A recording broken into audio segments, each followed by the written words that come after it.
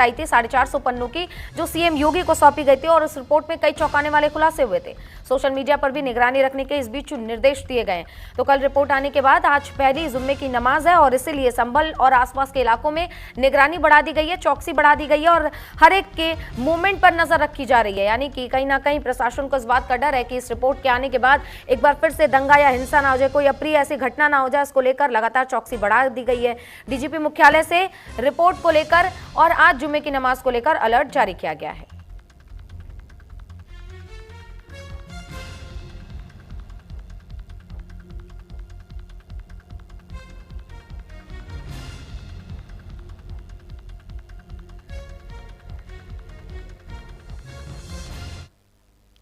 तो देखिए, संभल हिंसा के बाद आई रिपोर्ट पर सपा के प्रदेश अध्यक्ष ने क्या कहा है। उन्होंने कहा है कि डबल इंजन की सरकार नफरत पैदा कर रही है, हिंदू मुस्लिम कर रही है, धर्म में फंसा करके देश के लोगों को बांटने का काम कर रही है। इसी के साथ कई ऐसे नेता हैं जिन्होंने इस रिपोर्ट के आने के बाद अपनी बयानबाजी तेज कर दी है।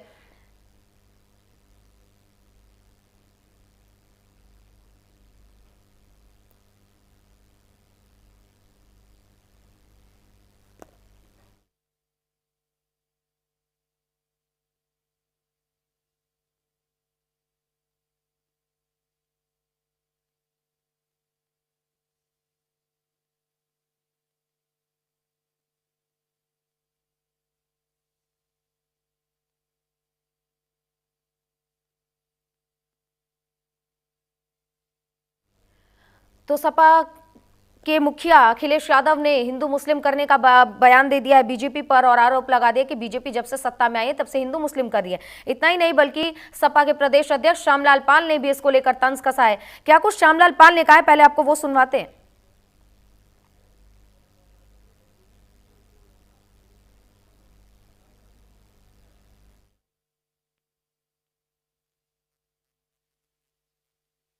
ये देश सभी धर्म के लोग संविधान बना हुआ और संविधान के अनुरूप देश में जो सरकार बने, सरकार को उसी के अनुरूप काम करना चाहिए। लेकिन डबल इंजन की सरकार नफरत पैदा कर रही है, कई हिंदू मुसलमान कर रही है, कई मुस्लिम कर रही है, कई जाति में फंसा करके देश के लोगों को टुकड़े टुकड़े में बांट करके सत्ता छीन हुई है। और आज भी वही मुहिम है, सिंधु घाटी की सभ्यता की खुदाई हुई, तमाम ऐसे चीज़ें मिली जो देश के लिए महत्वपूर्ण है। और आज डबल इंजन की सरकार जो खुदाई करवा रही है वो तत्वहीन है, विचारहीन है।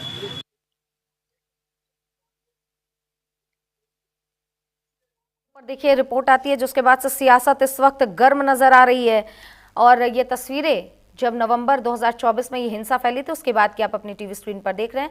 इस हिंसा ने काफी व्यापक रूप ले लिया था, गाड़ियों में आग लगा दी गई थी। और हमारे सहयोगी फिरोज आलम संभल से जुड़ गए, उनका रुख करेंगे। फिरोज, आज जुम्मे की नमाज है, इसको लेकर प्रशासन की ओर से अलर्ट जारी किया गया है। प्रशासन को क्या संभावनाएं लग रही है कि आज जुम्मे के पहले दिन यानी कि आज जुम्मा का पहला नमाज है, रिपोर्ट आने के बाद और अलर्ट जारी करना पड़ेगा?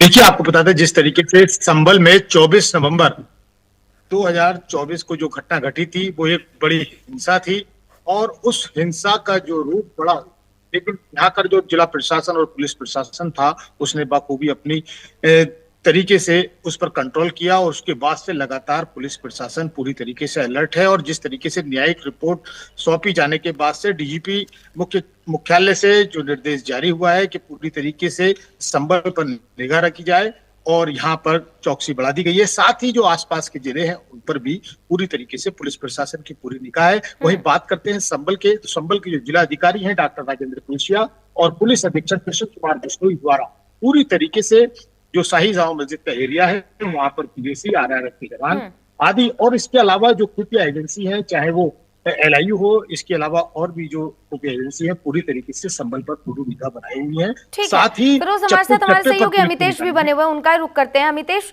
आपको क्या लगता है, क्योंकि जिस तरीके से रिपोर्ट सामने आई है, वार पलटवार तेज हो गया है, इसी बीच आज इसको लेकर अलर्ट भी जारी किया गया है और न सिर्फ संभल बल्कि आसपास के इलाके में भी अलर्ट जारी किया गया है। कहीं ना कहीं प्रशासन को कोई अप्रिय घटना ना हो जाए इसकी आशंका भी है। देखिए, यूपी के डीजीपी की तरफ से पूरे उत्तर प्रदेश भर में जो पुलिस के अधिकारी हैं उनको निर्देश दिया गया है, और खासतौर पे ऐसे इलाके, ऐसे जिले जो बेहद संवेदनशील है, और इसी के क्रम में संभल पे को लेकर भी पुलिस का जो अलर्ट है वो जारी किया गया है, क्योंकि आज जुमे की नमाज है, और जिस तरीके से पुलिस के पास इनपुट्स है, उस आधार पर जो सुरक्षा व्यवस्था है उसके चाक चौबंद से इंतजाम संभल और आसपास के जिलों में किए गए हैं। दूसरी बड़ी बात यह है कि जिस तरीके से कल रिपोर्ट न्यायिक आयोग ने सौंपी थी उत्तर प्रदेश के मुख्यमंत्री योगी आदित्यनाथ को, और उस रिपोर्ट में तमाम बातों का बखूबी जिक्र है, और बताया गया है कैसे कैसे पूरे दंगल के पीछे क्या मकसद था, और पूरा 1947 यानी कि आजादी के बाद से अब तक का पूरा विस्तृत ब्यौरा था। तो जाहिर सी बात है कि पुलिस को इस बात का अंदेशा था कि इन तमाम रिपोर्ट में जो कुछ खुलासे हुए हैं उसके बाद से कुछ जो शरारती तत्व है वो कुछ हिंसा पैदा कर सकते हैं, और यही वजह है कि यूपी डीजीपी मुख्यालय की तरफ से जो खासतौर पे संभल पर तो विशेष निगरानी और आसपास के इलाकों पे बरतने के निर्देश दिए गए हैं, हाई अलर्ट किया गया है। लेकिन उत्तर प्रदेश के वो जिले जो बेहद संवेदनशील हैं उन जिलों पर भी पुलिस का जो निगरानी है वो तेज कर दी गई है। जो एलआईयू है, जो खुफिया एजेंसियां हैं, उनको अलर्ट कराने के लिए कहा गया है। तो जाहिर सी बात है कि उत्तर प्रदेश में आप कह सकती हैं कि डीजीपी मुख्यालय से निर्देश मिलने के बाद से पुलिस पूरी तरीके से अलर्ट मोड पे है, और खासतौर पे संभल और आसपास के इलाकों में तो जो निगरानी है वो तेज कर दी गई है। और उसके पीछे वजह यह है कि आज जुमे की इस रिपोर्ट के आने के बाद से आज जुमे की पहली नमाज है, और ऐसे में कोई भी किसी तरह की कोई अनहोनी घटना न हो, इसलिए के पुलिस अधिकारियों को निर्देशित किया गया है कि वो पूरी तरीके से अलर्ट मोड पे रहें। जी बिल्कुल, जाहिर सी बात है। और हमें फिरोज ने भी बताया कि किस तरीके से तमाम तैयारियां की गई हैं। न सिर्फ डीजीपी मुख्यालय से ये आदेश आया, बल्कि उसके बाद भी डीएम नजर रख रहे हैं, और वहां के जो एसपी है वो भी इस पर नजर बनाए हुए हैं। तमाम जानकारियों के लिए आप दोनों सहयोगियों को बहुत बहुत धन्यवाद। तो देखा आपने कि किस तरीके से संभल में अभी हाई अलर्ट संभल को रखा गया है, क्योंकि कल की रिपोर्ट आने के बाद से लगातार बयानबाजियां इस वक्त ऐसी तेज हो गई हैं कि कहीं ना कहीं प्रशासन को कोई अप्रिय घटना ना हो जाए, इसको लेकर आशंका भी है। इसीलिए एहतियातन ये कदम उठाए गए हैं कि शाही जामा मस्जिद, वहां के आसपास की सुरक्षा बढ़ा दी गई है, और साथ ही तमाम अधिकारियों को निर्देश दिए गए हैं कि नजर प्रॉपर बनाए रखें।